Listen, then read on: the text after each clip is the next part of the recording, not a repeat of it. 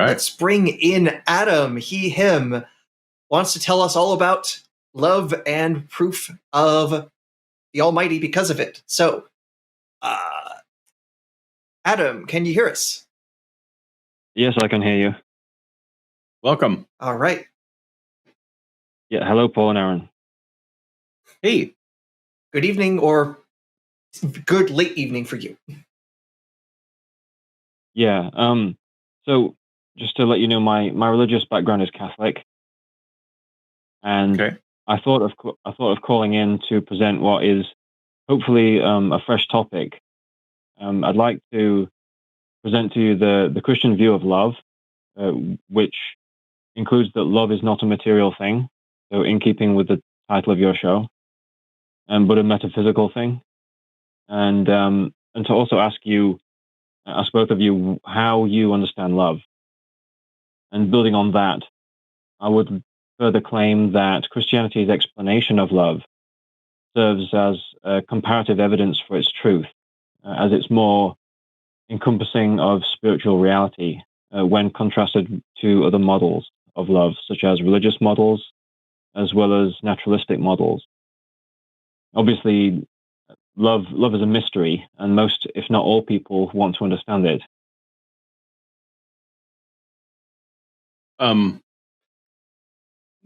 Is this why you believe in God, or is this just something of interest to you? It's not the reason why I believe in God, no. But it's something that I see as evidence that can be used to support why Christianity should be a person's religion of choice if they believe in God. Well, let's start with defining terms. That's always best. What do you mean with all the important terms, love and God? Give us what your working definition is so we can be on the same page. Okay, well, I'd use the Catechism of the Catholic Church to define love. The Catechism 1766 says to us that to love is to will the good of another. Okay. So, do you agree that... Do you believe in evolution? Yeah. Okay. Do you believe that one of the primary survival advantages of the human race is that we are a social species, that we work together? Yeah. Okay. So given that, would you agree then that as we evolved as a social species, that empathy would be a survival trait that would be favored? Empathy, yeah. I mean, if you define empathy in naturalistic terms, but it's not actually how I would define love, though. Okay, but you just defined love as wanting. Oh, give me your definition of love again, just in case I've forgotten it. Yeah, so it's the definition that the Catholic Church gives, which is to will the good of another. Okay, so what is the difference between empathy and your definition of love? Well, empathy on a naturalistic framework, empathy would just be a kind of transactional thing where you're just doing something that really supports yourself at the end. Like you're supporting the group so that you get supported. No, isn't it? Well, is empathy not being able to put yourself in another person's shoes, to recognize that I don't like my things being stolen, therefore another person must also not like their things being stolen? I agree, but the problem is that that's transactional.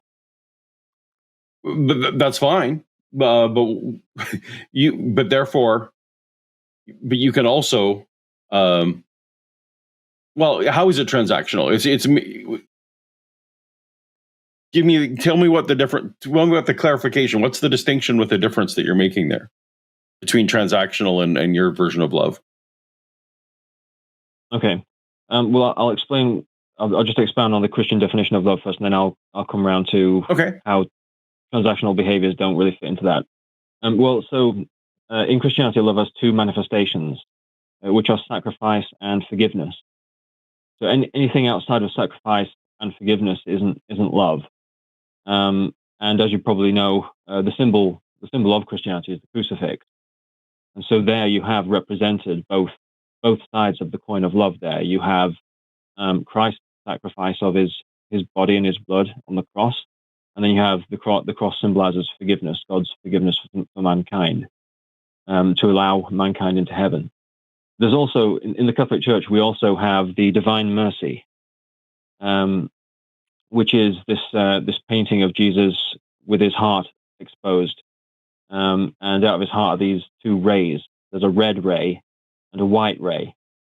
And the red ray represents blood, which of course symbolizes sacrifice.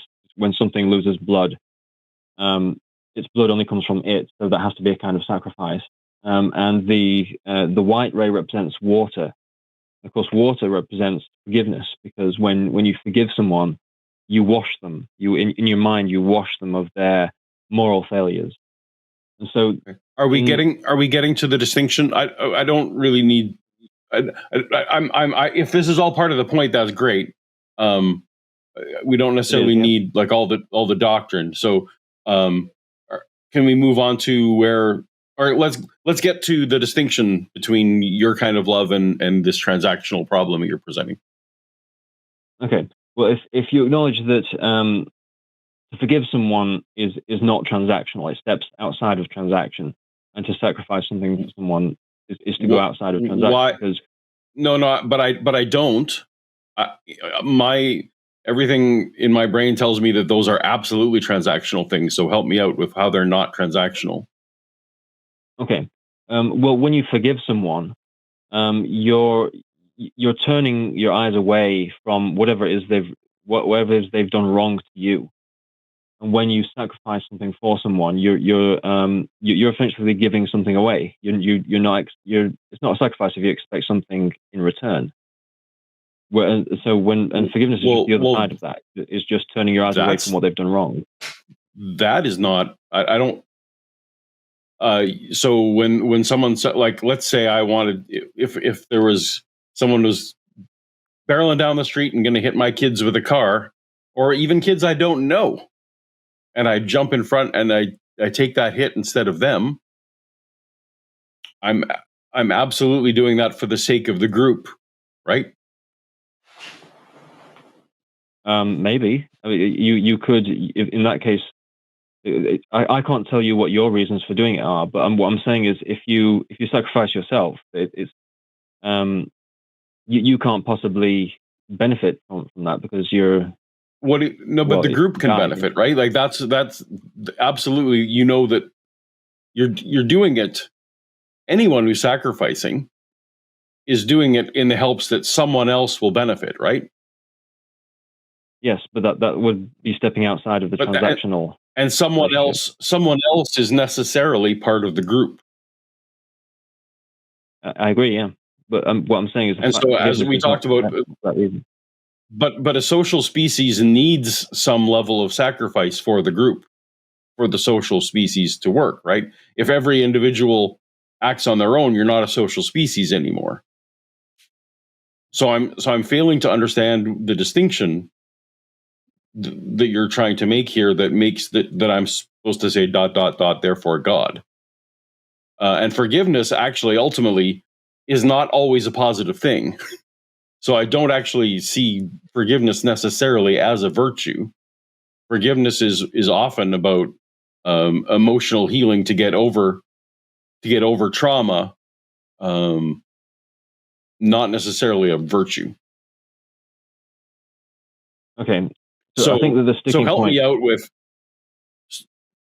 Help me out with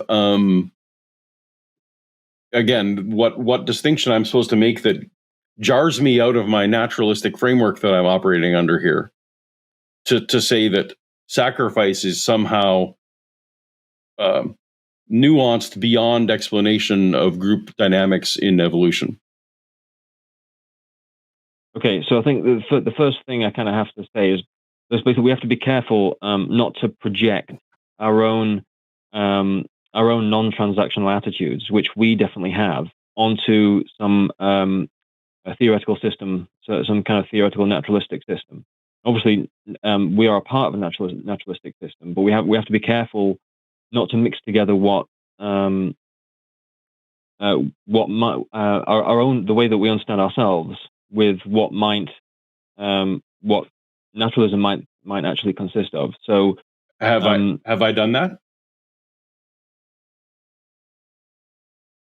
So what I'm going to say is that right. So you can imagine like a naturalistic system. Say, for example, a different species. It probably helps to not think of human beings. Think of another species which just operates according to rules where they support each other, like ants, for example. It's hard to say that there would be any forgiveness or sacrifice with ants. And obviously, that's to do with their brain structure. But So ants sacrifice themselves all the time. In droves. Ants are the most sacrificial animal possibly on the planet. Okay. When I'm talking about, I guess sacrifice there kind of means their own life. They'll build an underwater bridge where they drown so that other people can cross. Other ants can cross. Okay. Actually, I think that the ants were probably a bad example for me to use because most ants don't reproduce. I think it's just the queen that reproduces. So it makes sense for them to have that trait. What I kind of mean is that in like a naturalistic system obeys, shall we say, the rules of evolutionary biology, right? So there's this drive towards reproductive fitness, and the group as a system of individuals, they have to there's like a drive towards resource efficiency. So the group is obviously like a self-enclosed thing with respect to the environment. Like each group of organisms has an interaction with the environment, and that group is trying to maximize its resources from the environment, right?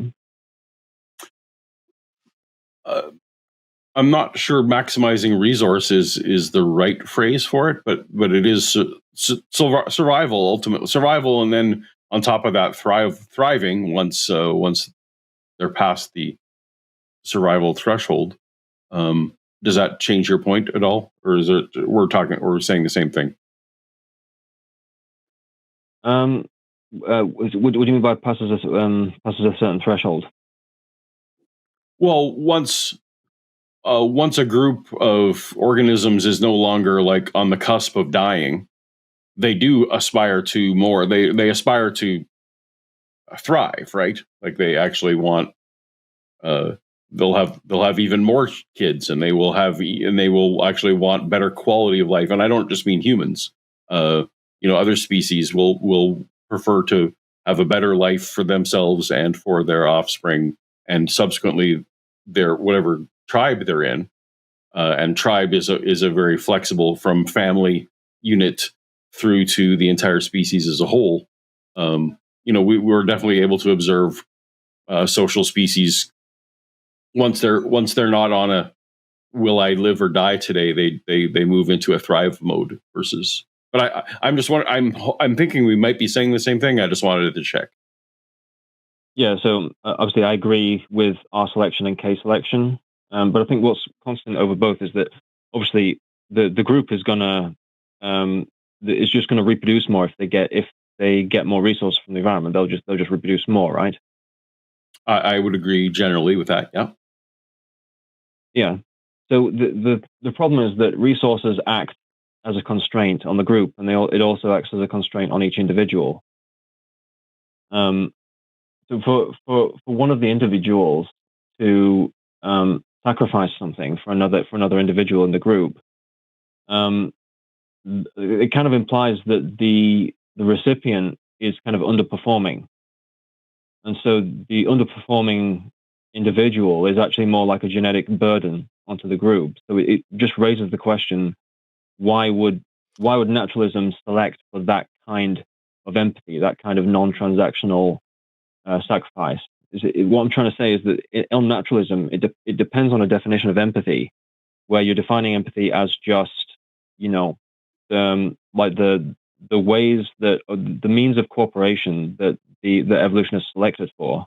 That's kind of what I'm trying to just draw a distinction. The distinction that you're asking for earlier is this kind of naturally selected for means of cooperation with non-transactional sacrifice, which doesn't really seem to have anything to do with driving towards a naturalistic or reproductive end. Do you disagree that in a social species that the needs of the many outweigh the needs of the one?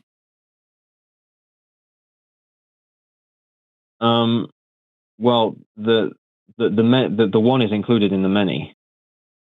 Of course, but that's why there's a balance, right? That's why we actually, they've done experiments with birds and stuff where it's like there's always, even if they have enough, there's always going to be some that steal more, and but there will be some that give away.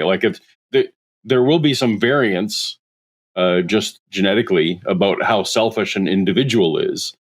But it's actually the measure is generally within the group, right? Like you have to amortize this over the whole species, or at least the whole tribe, right? That there will be some. Yeah. You need some level of selfishness, so you pass your genes along. You also need some level of selfishness so that your progeny has progeny, right? So there's all these dynamics that I just don't. I'm yet to see some aha where it's like, therefore, the gap is divine versus the gap is pragmatic. And Aaron, I'm going to let you take over for me. Go ahead, Adam. Okay. So the problem with the situation that you're bringing up, where there are natural situations where the needs of the many outweigh some individuals, the problem with that is that happens under a specific condition, which is when the group has effectively deemed that the individuals that are just going to be left, they've kind of proven themselves to the group to not be worth genetically reproducing. There's some kind of mechanism. Okay, that's so you're assuming that every transaction that the creatures have perfect knowledge about what the outcomes are. What I'm saying in general is that these are both sacrifice and being selfish are necessary survival traits that will be selected for, and therefore creatures will have these traits. The creatures don't necessarily have to act on those traits in a perfectly survival of the fittest mode, right? If empathy is a thing that humans have and or other species have, they may well act empathetically even if it's not necessary for their survival. That's all that we're saying, is that these are traits that are easily explainable via evolution. And humans are not any longer in a mode where we are what's the right phrase, where we're actively involved in survival evolution any longer, right? I'm wearing glasses. I'm correcting for things that in previous generations would be selected against. But I now have children because I had glasses and I was able to survive. These are things that we're no longer in that realm.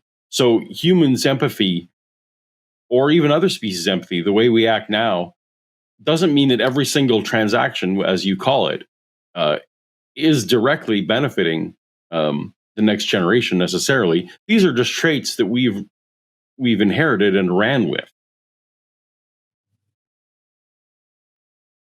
Okay, so I mean, when you said something like sacrifice can happen because of sacrifice, or selfishness can happen in the natural environment. Of course, what I'm going to say, I agree, but as long as sacrifice is defined in a transactional way, or in a way that obeys the rules of having to conserve the resources of the group and having to screen out genetics that are not conducive toward the continued survival of the group.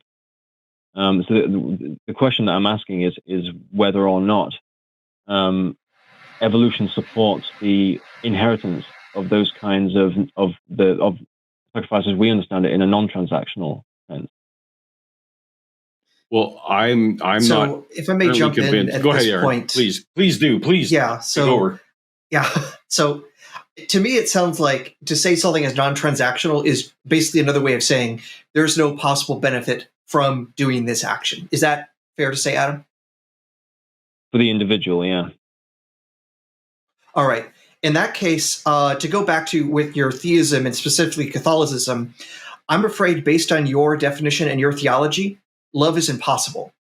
Because if love requires sacrifice, and if you do things that seem loving, you get rewarded by the Christian God, by heaven. The only way love could be possible is if you go and sacrifice your life, there can be no reward for that. But since there's this heavenly reward, you've now actually made love impossible.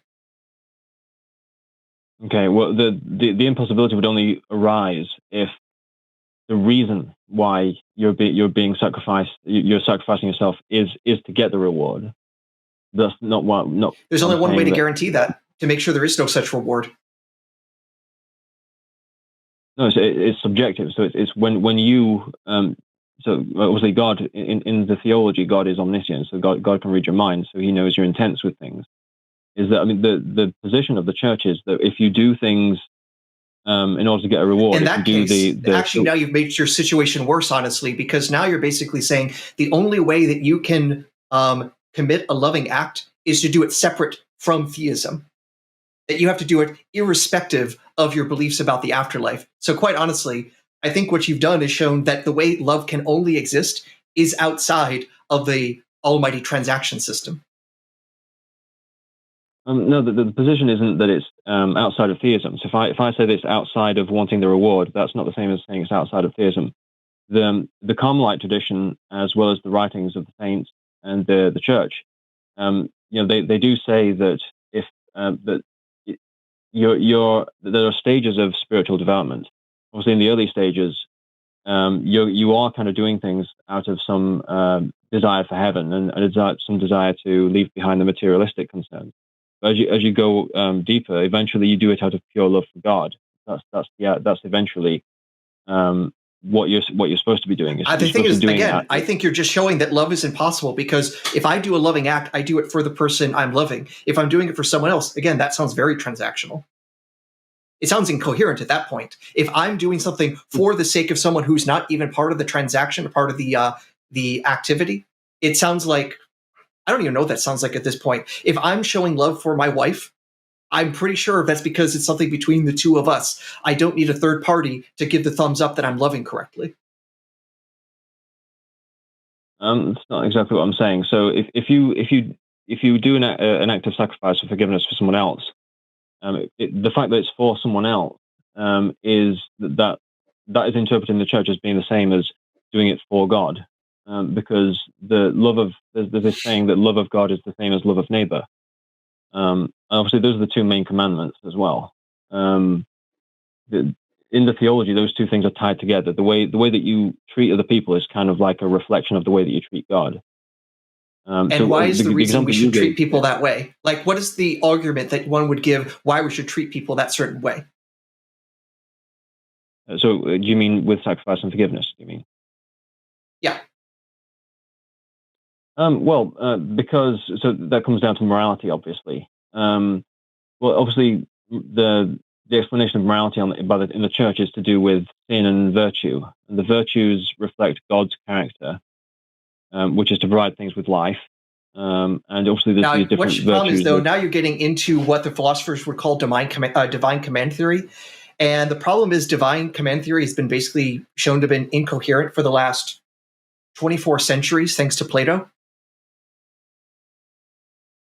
Okay, what do you mean? Literally, one of Plato's famous dialogues, the Euthyphro dilemma, that comes from his play, or I should say play, his dialogue, the Euthyphro, about are the gods saying things because it is moral, or are they saying moral things because they're gods? Basically, is it that this is just merely commanded and it's arbitrary, or is there something external to the gods that actually shows what's good or not good? And I think it's now the same sort of thing here. If there is a reason to do something, then you can tell me what that reason is. And if you're saying that's just what God does, then you're just saying it's arbitrary. And the thing is, I think we can argue something a little bit better than arbitrary. This is what just this one being happens to really be into. Okay, but I think this is also quite irrelevant compared to what you were saying before. You basically said that something to be a sacrifice, then there has to basically be no reward for that. That has to be the way that you don't have the transaction. But the only way you can have that is if there is no reward for doing the good thing. The problem is, Christians tell me there's a heavenly reward for doing the good thing. So I'm saying on your system, love is impossible, or at least your system of love is incoherent. And I'm also going to point out, it's also a weird thing, because if the only way love can be done is through sacrifice, does that mean I don't love my wife right now because I'm not like shedding blood right now? That sounds weird. Well, no, sacrifice is just, for example, it can be as small as just sacrificing comfort. Like you might prefer to, hypothetically, you might prefer to play video games than to make her a cup of tea. So instead, if you make her a cup of tea, then that's a form of sacrifice. Because you're sacrificing your own desires. And do you not yourself receive a reward when you make someone else tea? Do you not receive a dopamine hit for feeling good for doing that? Do you not get favors down the road potentially from that person? I mean, this is. I'm just curious what you might give. Do you have an example? Do you have an example of such an act that is purely altruistic? Say, for example, if there's a homeless person and you have some kind of some religious belief that if you give away some money, then that's a commendable thing. The homeless person obviously can't offer you anything. So, also, here's the thing, though. If I give a homeless person money, I actually feel good about helping them at least a little bit. And that can also be a reward. So it seems like, again, to really make this a sacrifice, I have to give money away and feel bad about it at the same time. Yeah, but that's possible. Like, so if say, for example, if you're someone who really dislikes, for example, Trump supporters, and you realize the homeless person's Trump supporter, and then you could hate every single second of what you're doing, but what you're doing would still, donating that money would still fit the definition of love on the Catholic Church. It's to will the good of another. So it's about will. It's not about feelings. So but in this scenario, are you not? Isn't your reward, as Aaron pointed out, forget the rewards in heaven, but isn't the reward you got that you did something that pleased God? Like you're basically. People pleasers do things all the time because what they want is affirmation. It sounds like in that scenario, that was someone who wanted affirmation from God. I think that the relevant distinction here is between reasons and consequences. You're bringing up receiving a reward as a consequence of the moral action, whereas what I'm saying, what the Church says, is that what's important is that your reason. I understand, but what we're looking for is this gap that should convince us that you said, basically you opened this up by saying love and the existence of this love is evidence that there is something beyond materialism. And right now, I have yet to hear anything that should make me think, and I could be incredibly wrong, and I'm hoping that you can give me this answer. There's a gap between what I'm thinking about as love and what you're thinking about as love. And I'm still anxious to look for what that gap is. And you've identified various things. And Aaron and I keep saying, well, no, it still seems naturalistic to us. So what are we missing? I think that's what we're looking for. What are we missing? Well, which question were you pointing to now? So were you asking before about what the gap is to thinking that? Yeah, the gap between the kind of love that we see as fully explainable by materialism, and what you're imagining that says love isn't explainable by materialism. That comes back to the kind of distinctions we were making earlier, where an evolutionary system, so a biological system, where genes are inherited and everything's constrained by resources. The kind of rules that the psychology of the species obeys is concerned with conserving resources and screening out quote unquote bad individuals, or like individuals with phenotypes that indicate lack of fitness. That is how the system operates, but that's not how individuals operate, right? I'm sorry. We went over that. We went over that. So that is how the system overall operates, but it's not how individuals and individual actions operate. The system allows for the fluctuate. The system allows for the fluctuation. I don't understand how right. So any fluctuation is just going to be detrimental to the system. No, it allow like you can absolutely have selfish lions that go around and kill the cubs of their brothers because they don't want the competition. But that lion ends up getting shunned when they do that too often, right? So absolutely, some of the individual actions were detrimental to the group. Or we have in our history, we had Germany who went a little bit rogue for a while there. But as a system, the rest of the planet wasn't just going to say, "Well, this is fine. Let's just let that happen." The rest of the planet eventually came together and said, maybe this isn't going to be good for us. So, like, there's macro level. What you're talking about is true at the macro level, but we don't need it to be true for every individual action. Yeah, but what you're arguing is that empathy, the kind of empathy that you believe is normative. Like you're arguing that it's distributed across the whole group, not that it's just some kind of aberration.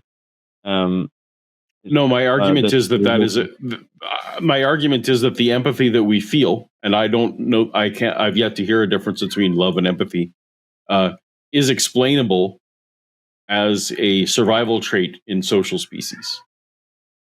And everything you described, even with your sacrifice, still seems explainable as a survival trait for groups. You haven't given me anything yet that makes me say, "Oh, well, that's outside material norms."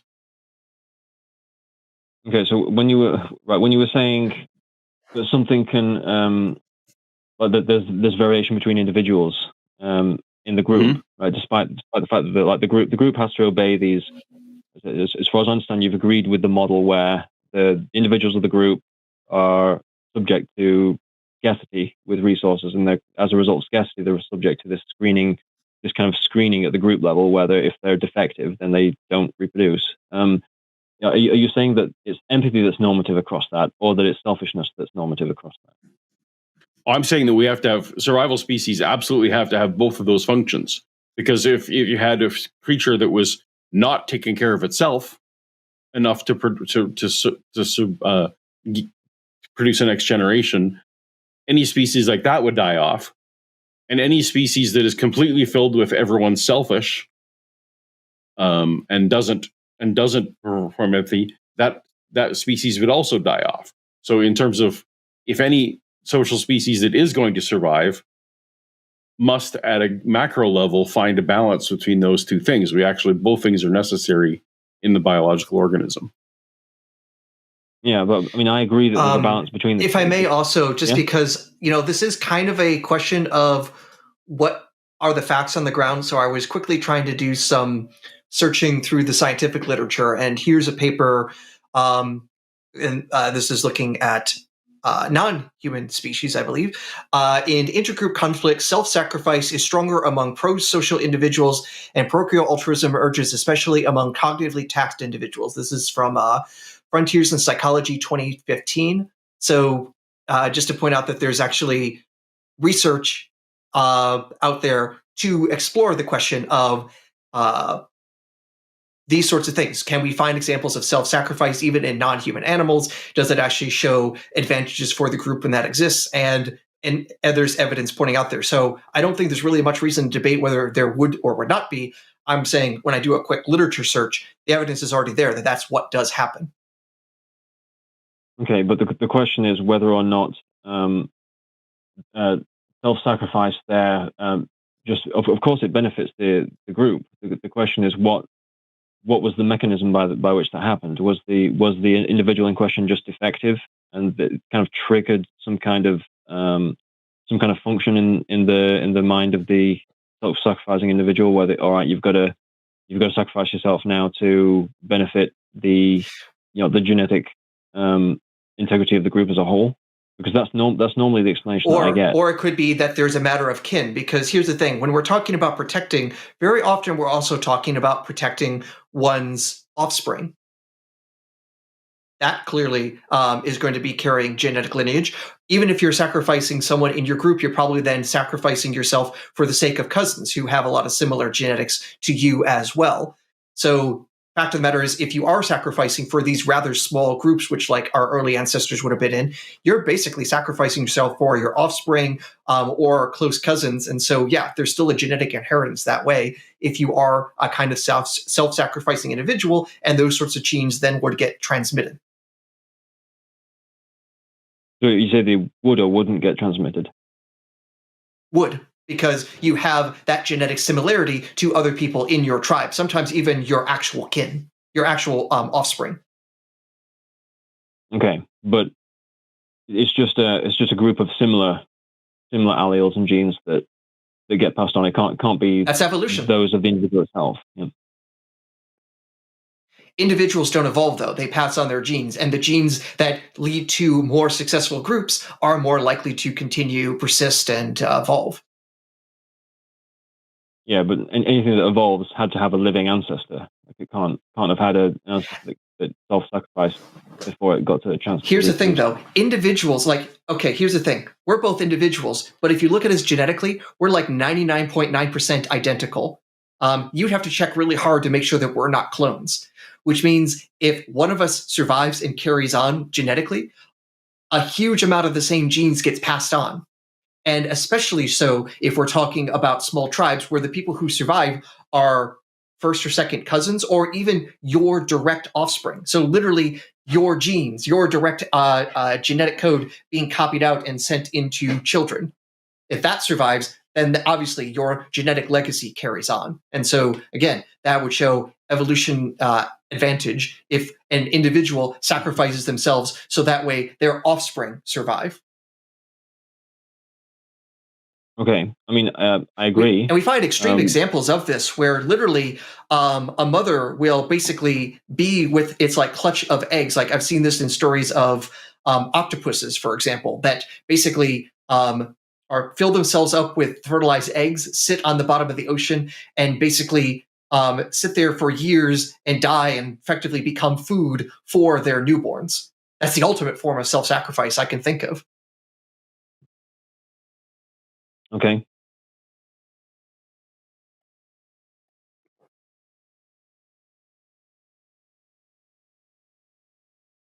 Well, the main problem that I'm seeing is that those situations are situations where what the group, some kind of implicit mechanism in the group has decided that one individual's genetics is more expendable than another, and so there's still that transactional aspect to it. So you just have the group behaving as a kind of resource management entity, which is then just judging, it's just discarding individuals that are defective for the benefit of the rest, and that you have the transactional aspect right there.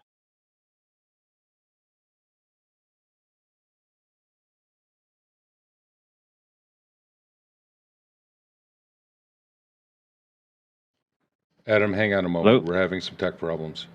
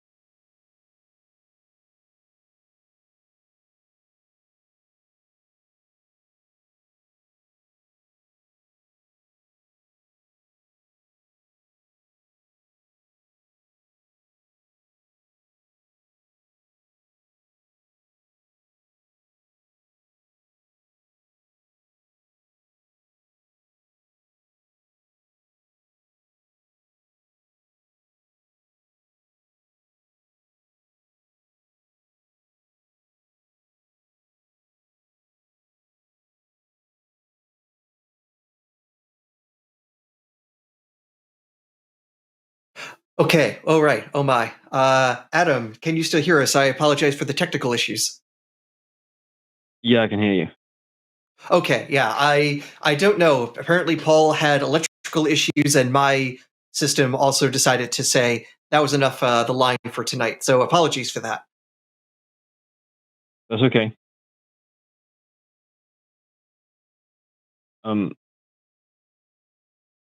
Anyway, it was a nice conversation. It's a shame I couldn't get on to the part where I was going to talk about the Eucharist or anything like that, or to argue that love is non-materialistic. But I think there's plenty to think about there.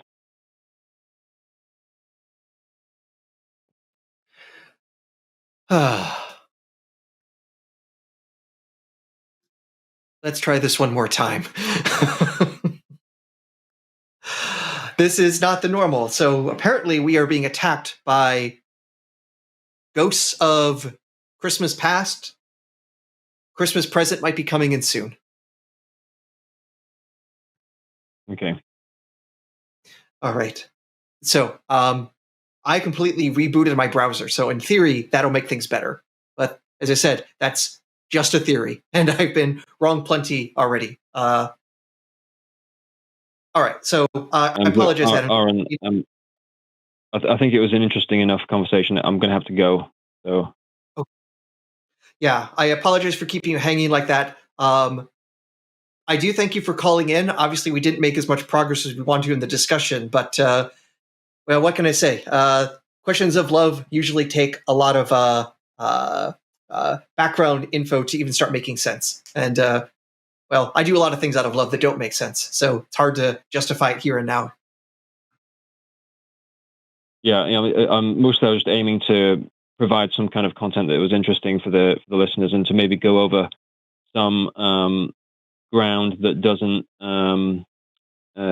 get spoken about a lot, which is the whole evolutionary stuff. Yeah, and from what I understand, there is a lot of work that people have been doing on the evolution of altruism, empathy, things that we consider love. And I'm no expert about it. I've seen chimps at the zoo, but that makes me no primatologist. But from what I can tell, people like Francis van der Waal and others who have done, especially like research on chimps and bonobos, have found examples of things that definitely look a lot like what we consider at least proto-morality, if not the full-blown thing. But again, I'm no primatologist, and I don't want to overspeak outside of my area expertise. I wish Erica were on, since she has much more of that knowledge base. But again, thank you for calling in, Okay. and please call again in the future. Thank you. Bye-bye. Right, bye-bye. Eric, do you want to learn how to Mongolian throat sing? Check this out. No, I You don't. try. No, keep that shit to yourself. Don't want to hear it. Anyway, thanks for watching that clip. Patreon.com/calltheline is where you could support us. And maybe you should subscribe and like the video, because it was a killer video. Or maybe it wasn't. Was it a forest video? If this was a forest video, you don't have to click like. If it was an Eric video, go ahead and click dislike.